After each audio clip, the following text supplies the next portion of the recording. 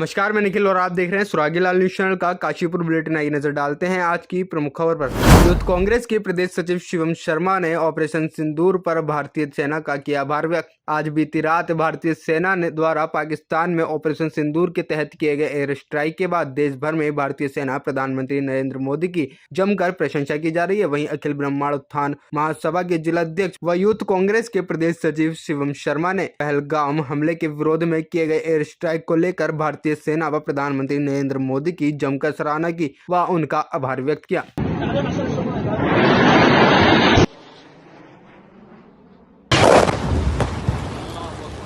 जैसे कि आप सबको पता है कि पहलगाम में जो आतंकी हमला हुआ था उसके विरुद्ध देश के प्रधानमंत्री नरेंद्र मोदी जी ने कल रात 1:30 बजे जवानों को आदेश देते हुए एक सर्जिकल स्ट्राइक करी गई है पाकिस्तान के LSU के ठिकानों पर। 9 जगह पे ये स्ट्राइक हुई है, जिसमें से कि कम से कम 90 से 100 के आतंकवादी जिसमें मारे गए हैं। और ये भी खबर आ रही है कि मसूद अजहर भी उसमें मारा गया है, लेकिन अभी इसकी पुष्टि नहीं हुई है। बहुत बहुत आभार करते हैं हम प्रधानमंत्री नरेंद्र मोदी जी का कि उन्होंने इस दुख की घड़ी में इस देश को बहुत अच्छी तरीके से एक आदेश देने का एक बढ़िया सा वो करा है। पाकिस्तान को एक सबक सिखाने की वो करी है कि आगे अब पाकिस्तान को ये सबक मिल जाएगा आने वाले टाइम में कि हमारा देश पे अगर कोई भी माँ बहन पे उंगली उठा के कोई भी कुछ करेगा तो उसका जवाब हम इसी तरीके से देंगे। और इससे भी ज़्यादा अगर और भी दिक्कत होगी तो हम बिल्कुल पाकिस्तान का पूरे नक्शा ही उसका बिल्कुल हम मिटा देंगे।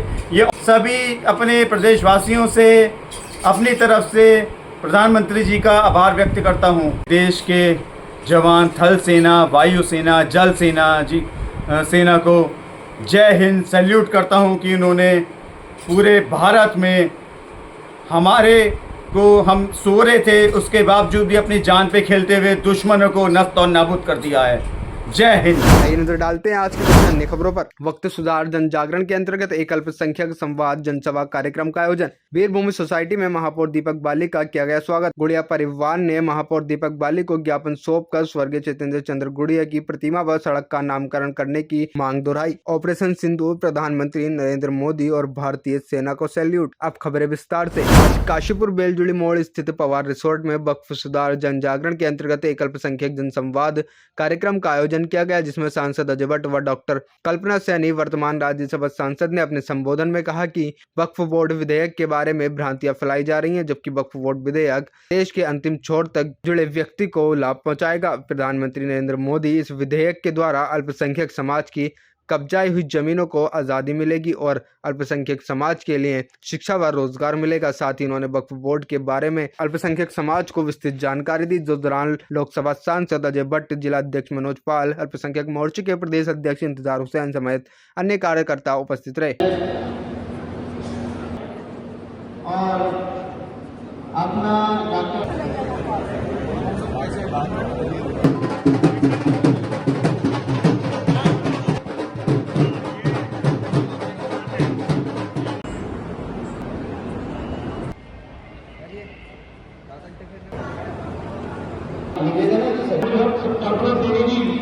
देखिए, कुछ लोग गलतफहमी फैला देते हैं। जो वक्फ कानून में अभी संशोधन किया गया है 2025 में, वो अद्भुत है, अद्वितीय है। इसकी आवश्यकता थी, होना ही चाहिए था, कभी किया ही नहीं। जो वक्फ बोर्ड के पदाधिकारी हैं, राजनेता थे, उसमें एक समुदाय के लोग थे, अल्पसंख्यक समुदाय के, जिनके लिए वक्फ बना है, गरीबों की शिक्षा के लिए, गरीबों के स्वास्थ्य के लिए, गरीबों की बेहतरी के लिए। उन मुसलमान भाइयों का तो ख्याल ही नहीं रखा गया। और जो वक्फ की संपत्ति थी वो उस पर पंचतारा होटल बना रहे हैं आप, बड़े बड़े अन्य संस्थाओं को खड़ा कर रहे हैं, और जो लाभ उसका गरीबों को लगना था, गरीब मुसलमानों को, उनको नहीं मिल रहा है।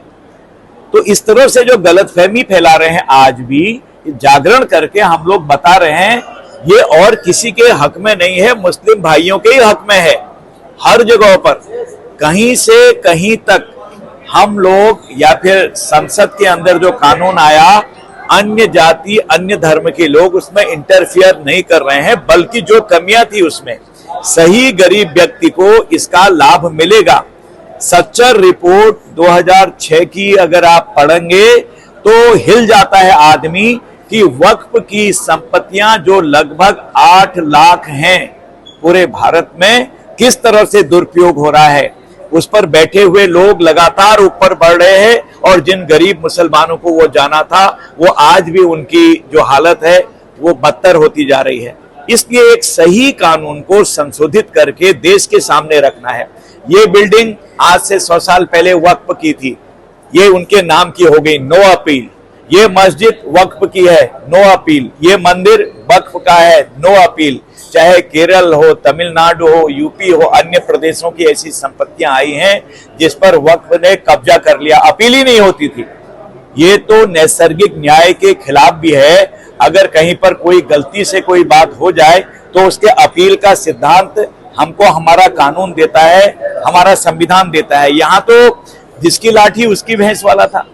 तो आज सारी चीजों को दुरुस्त करके मुस्लिम भाइयों को सौंपा जा रहा है, ये सबसे बड़ी बात है। उसी के बारे में जन जागरण हो रहा है। 1995 में वक्फ अधिनियम आया और 2013 में इसके जो असीमित अधिकार दिए गए, वो मुस्लिम समाज का तो शोषण कर ही रहे थे, उनके साथ तो अन्याय हो ही रहा है। वो बिल्कुल निरंकुश होकर के कार्य कर रहे थे, साथ में अन्य समुदाय को भी नुकसान हो रहा था। इसके लिए वक्फ संशोधन विधेयक आया, जो दोनों सदन में पास होने के बाद राष्ट्रपति जी ने जिसको स्वीकृति दे दी और वो एक्ट बन गया है। उसमें विपक्ष जिस तरह से नैरेटिव फैला रहा है, जिस तरह से गलत अफवाहें फैला रहा है, उस सब के लिए जन जागरण जरूरी है।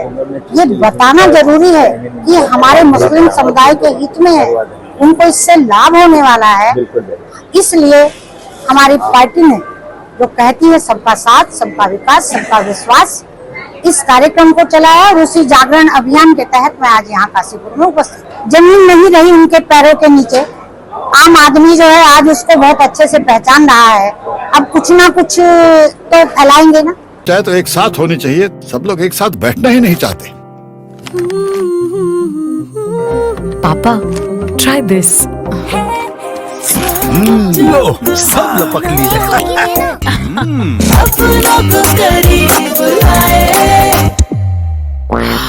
ये क्या हाल कर दिया है रूम का? बस कल से चाय? कल से चाय मेरे रूम में। देवर पान नमकीन। वीरभूमि आवाज समिति एवं यूनाइटेड होमन परिवार द्वारा महापौर दीपक बाली का स्वागत व अभिनंदन किया गया। कार्यक्रम में महापौर दीपक बाली द्वारा लगातार किए जा रहे सराहनीय कार्यों को लेकर जनता ने उनका आभार व्यक्त किया और जनता के अंदर एक अलग उत्साह देखने को मिला। कार्यक्रम में दीपक बाली की धर्मपत्नी उर्वशी बाली, पार्षद रवि प्रजापति, संजय शर्मा, जगदीश चरण गुप्ता, प्रबंधन निर्देशक यूनाइटेड होम राजीव गुप्ता, संजीव गुप्ता, मयंक गुप्ता, मुख्य संरक्षण वीरभूमि आवास पीसी आवास वीपी कोटनाल, कुलदीप कौर, महेंद्र सिंह ढिल्लो, कुलवंत सिंह समेत अन्य गणमान्य लोग उपस्थित रहे। करके अपने पत्र वाचन किया, आपने यहाँ पर तमाम लंबा विकास काशीपुर में। चाहे तो एक साथ होनी चाहिए, सब लोग एक साथ बैठना ही नहीं चाहते। पापा, try this. लो, सब लपक लिए।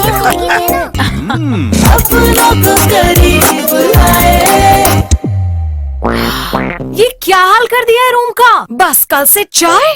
कल से चाय मेरे रूम में। देवर पान नमकीन।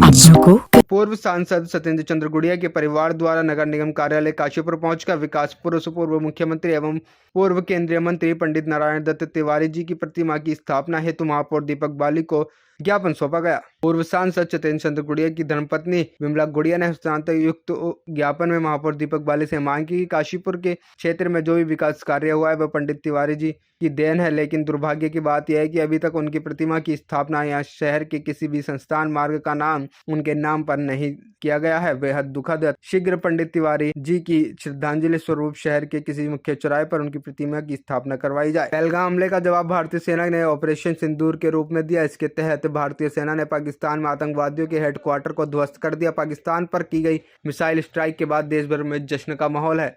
देशवासी स्वयं को गौरवान्वित महसूस कर रहे हैं। काशीपुर की बात करें, यहाँ ऑपरेशन सिंदूर की सफलता के बाद लोगों ने भारत माता के नारों के साथ साथ तिरंगा लहराया। भारत के इस सफल मिशन को लेकर भाजपा के पूर्व नगर मंडल अध्यक्ष अभिषेक गोयल, भारतीय जनता पार्टी युवा मोर्चा के जिला महामंत्री प्रदेश प्रशांत पंडित, पार्षद पुष्कर विष्ट, पार्षद मयंक मेहता, पूर्व पार्षद गंधार अग्रवाल, वरिष्ठ अधिवक्ता कैलाश चंद्र प्रजापति, भाजपा कार्यकर्ता चेतन अरोरा और अतुल पांडे आदि ने कहा कि पहलगाम में आतंकवादियों ने जिस प्रकार से लोगों का सिंदूर उजाड़ने का काम किया था, उसका जवाब देश के प्रधानमंत्री नरेंद्र मोदी के नेतृत्व में भारतीय सेना ने दे दिया है। ऐसे ही सभी अपडेट्स के लिए जुड़े रहें सुरागीलाल न्यूज़ चैनल के साथ।